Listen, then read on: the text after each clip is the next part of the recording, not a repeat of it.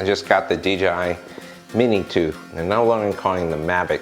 I don't know, they're dropping the name, but the Mavic's been known for their DJI's folding portable drone. So I'm going to go over some of the features.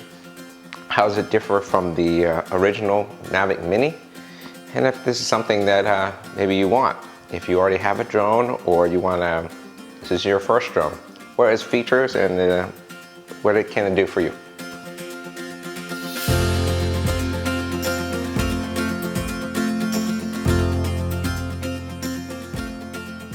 So right off the bat, we have a different case. This is more of a softer material, almost like for a satchel or a pack you carry around. It's waterproof with the zippers too as well, which is nice.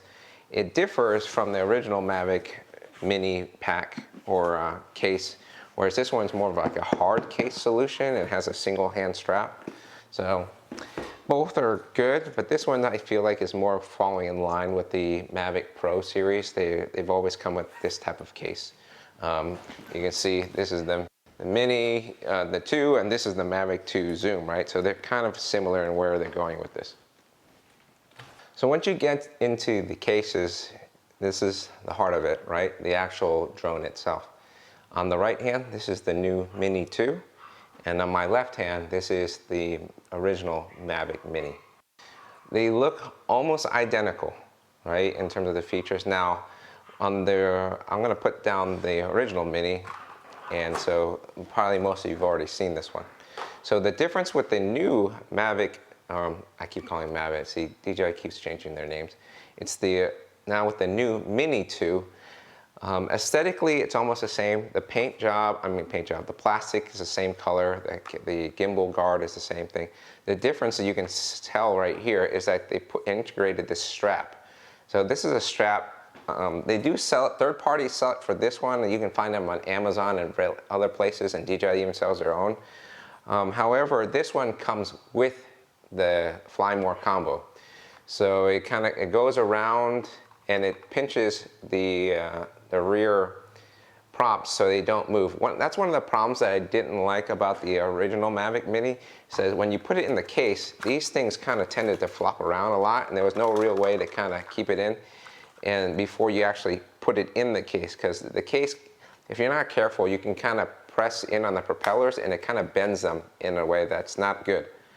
With this one, the DJI solved that problem by simply just putting this little guard. And if you see, they even show a sticker that how you put the propellers back in. So you can see the propellers kind of go diagonally on the bottom so they don't move around. You have on the rear the same thing. So if you see, if I kind of shake it, it doesn't move, right? As opposed to this, right? The propellers are all over the place. So props are important, especially with drones, because that's how you stay in the air. If they get damaged or some sort of irregularity, you're gonna have flight performance problems, or at worst, a crash, right? So anyway, it's really easy. You just take off the thing, it comes off well. It has a little snap, like a belt button or a belt hook. You put it aside. The other differences with this one is the propellers. They just simply have an orange tip on as opposed to silver. I haven't tried to see if one is they look almost identical, to be honest. I can't tell if one wouldn't work on the other one. I don't see why they wouldn't, since dimensionally, the Mini 2 and the Mavic Mini are almost identical besides some internals. So the big one, of course, is on the actual drone itself is the camera. So this camera is capable of shooting up to 4K at 30 frames per second. The original Mavic Mini was capable of shooting up to 2.7K, right? So that's a dramatic difference. Not only is the resolution important, but the new Mavic Mini 2, or I'm sorry, the Mini 2, and if you kind of, I don't know, it'd be hard to see with the camera. I'll probably do a screenshot, but if you look in the camera, it actually says 4K right there, right? That's how you can tell one of the differences of that, as opposed to the original one says nothing. It's just a black, front plate. The other difference is that on the specs sheet, it's showing that this is capable it has a max bit rate of 100 megabits per second, which is dramatically better than what the original Mini is at 40, right? So you probably need that. I know DJI needed that in order to get a better image. So right off the bat, it's a superior camera. Some people are going to say, well, why couldn't DJI just do the firmware update so we can get 4K at that? I don't think it's that easy. I think it has to do with the processor. The processor probably in the new Mini 2 is an upgraded version than the Mini, so I don't think this is capable of doing that. Correct me if I'm wrong, but I don't believe that it's not just a camera limitation. I believe that's whatever processor they're incorporating here to handle the new bit rate is not the same as the original Mini. Besides that, we have like a little indicator light in the front. I don't have a battery in here, so it's not going to show you that. And then, other than that, it's identical, right? It's the same look, the same color. If you're supposed to see it from afar, you'd never know the difference.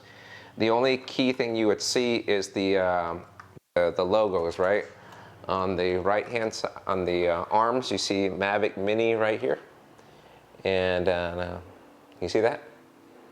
Kind of blurry. Okay. Right, so you see right there? And then the new one says Mini 2, right? And that's how you kind of tell.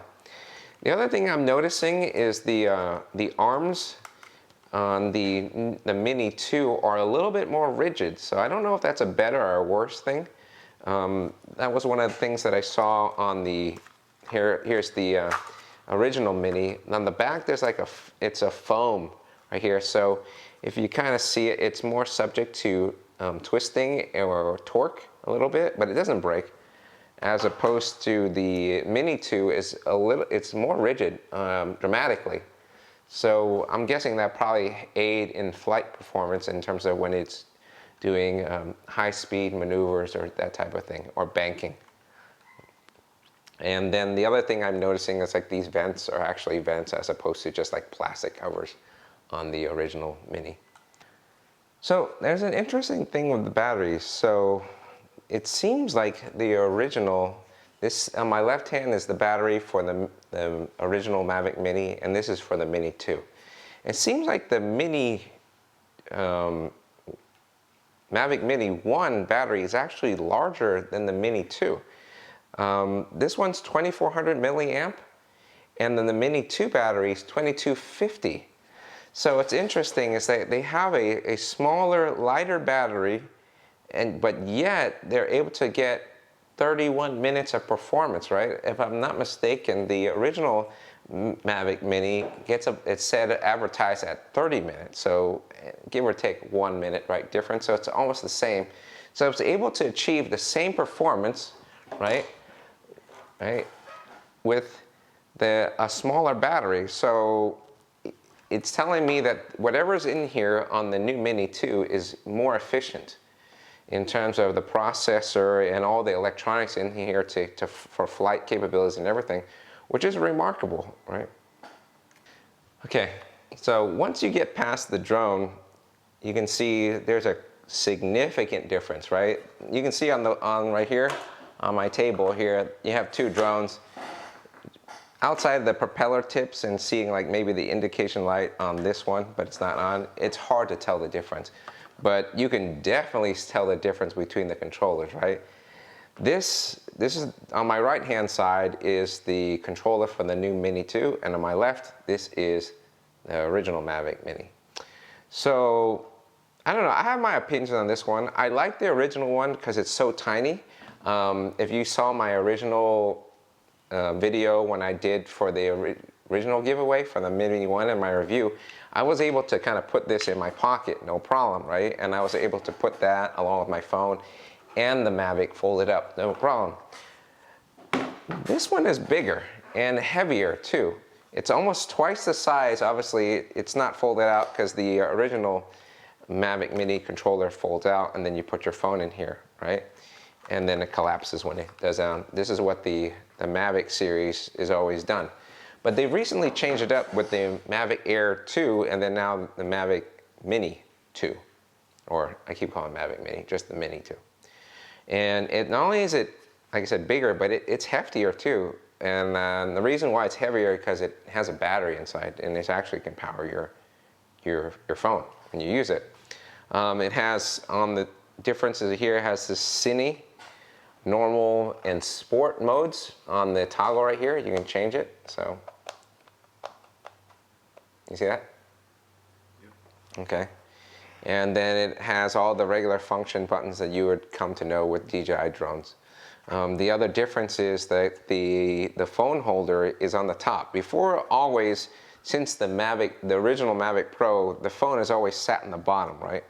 So you get the arms that, and then you get something like that.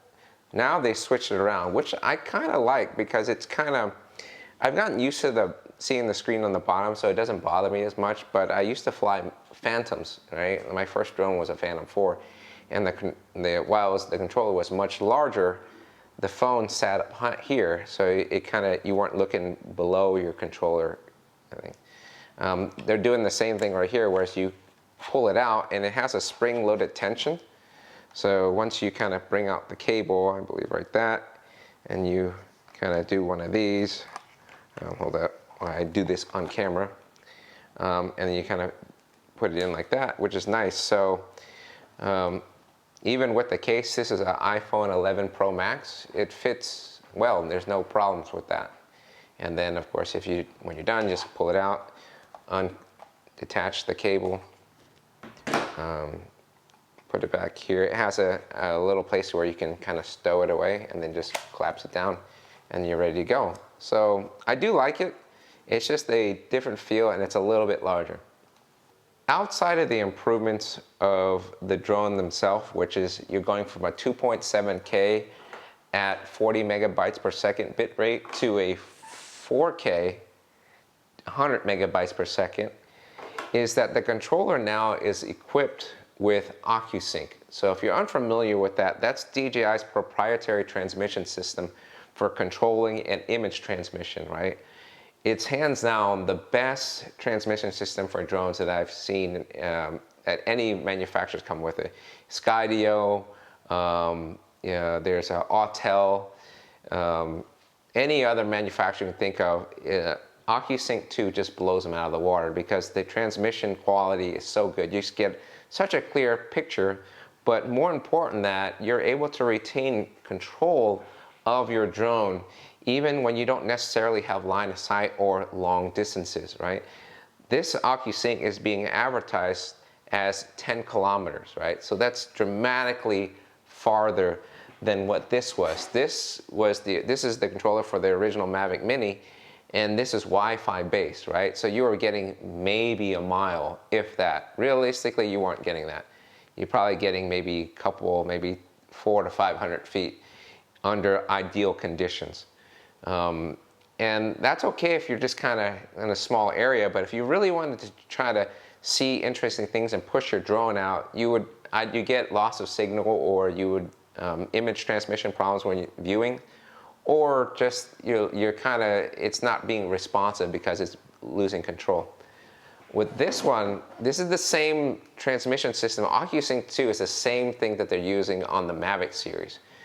To the Pros, to even the Phantom stuff is all using OcuSync. So that's DJI's top-of-the-line transmission protocol that they're using. And it's amazing. So with this, you're able to fly this up to 10 kilometers. Now, obviously, I'm not going to do that, and I don't think anybody should, because under FAA regulations, if you live in the United States, that's beyond line of sight. So why would DJI give you something that says 10 kilometers? Because if you can't do that. So the reason why you want something that's a robust transmission system that, like OcuSync 2, that can go up to 10 kilometers isn't for the distance. You need it for signal interference, right? When you're in areas that is a lot of interference, radio interference from Wi-Fi or signals, there's so many things or devices that use that. It's going to have to fight through that, right? And if you have a weak transmission system like Wi-Fi, it's not going to be able to do that as you start pulling 200, 300, 400 feet. With OcuSync, that's a breeze, right? I've flown just to test things out up to a mile, maybe 2 miles at most, right, with the Mavic series, and this is capable of that. So the increase in the optics with the 4K plus this, that's a real game changer, I think. If you already have a Mavic Mini, I don't think it's a reason to update and buy a whole new drone. I still think the Mavic Mini does well for what it is. However, if you don't have one and you were thinking about getting one and you're saying you were waiting to see, this is that drone right now.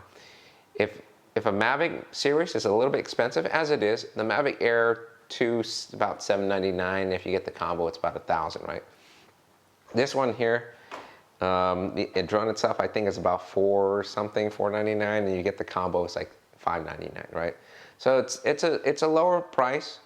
You don't get active track and all those other things. However, you do get OcuSync and you get 4K capabilities with this, and you get, not to mention that something that this drone, along with the original Mini, has that no other drone has, including the Mavic 2, the Mavic 2 Zoom and Pro, is that you're not getting portability like this. There's nothing like this on the market outside of clones that have done it. Like, I'm sure you can go on Amazon and find clones of this drone, but they're not of the same quality where you can have it this small.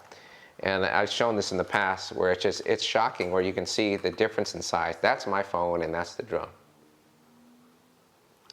So today's the next day, and we kind of went over the things that I saw yesterday regarding the drone. That was the first time I opened it.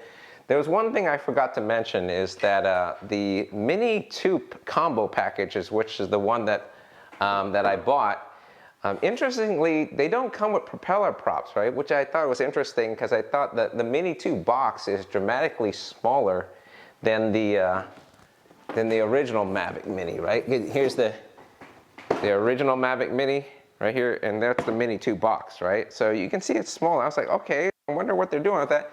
So the reason they were able to make it smaller is, like, you pretty much have the same thing. The only difference is that now they're not giving you propeller props with it. And I was like, interesting.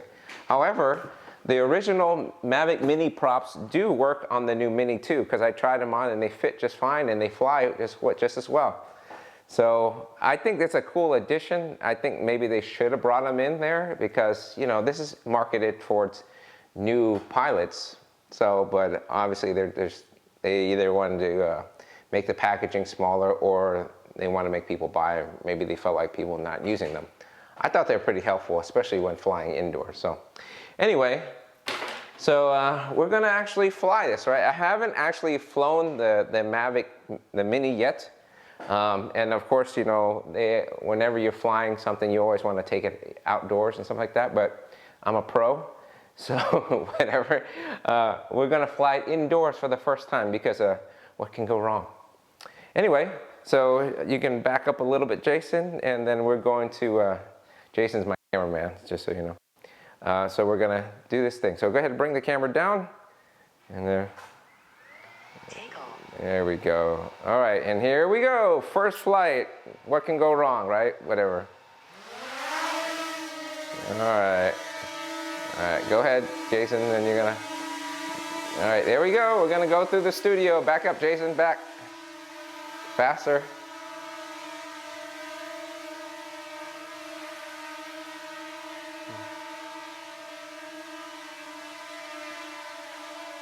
Okay. All right, stay there. All right. All right, now we're gonna go back, right?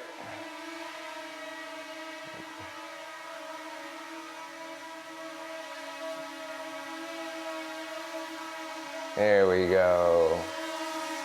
And because I want to show off the hand landing. Yeah. First successful flight. What I like about this thing is, I didn't notice it, is if you see in the front right here, it has the little LED. This actually, you can actually choose the color of the LED, which is kind of interesting. I like this color. So you go in the control, and then you can see all the little dots. Those are the colors, right? So if you look at the drone, I can just change the color, go to white, orange, yellow, purple. It just gives a little nice little identification thing, I guess. It's cool, or something different. It's like, hey, look, I'm looking at you, looking at me. Look at that. It's interesting, huh? Anyway, so the Mavic Mini is rated up to a level 5 wind resistance, right? And I think that translates to about like 22 miles an hour. As you can see right now, it's a rainstorm and a lot of rain and wind. So we're gonna test that out right now, right? As you can see, go ahead, check that out. So we're gonna test out the Mavic Mini in this rainstorm event with this guy right here.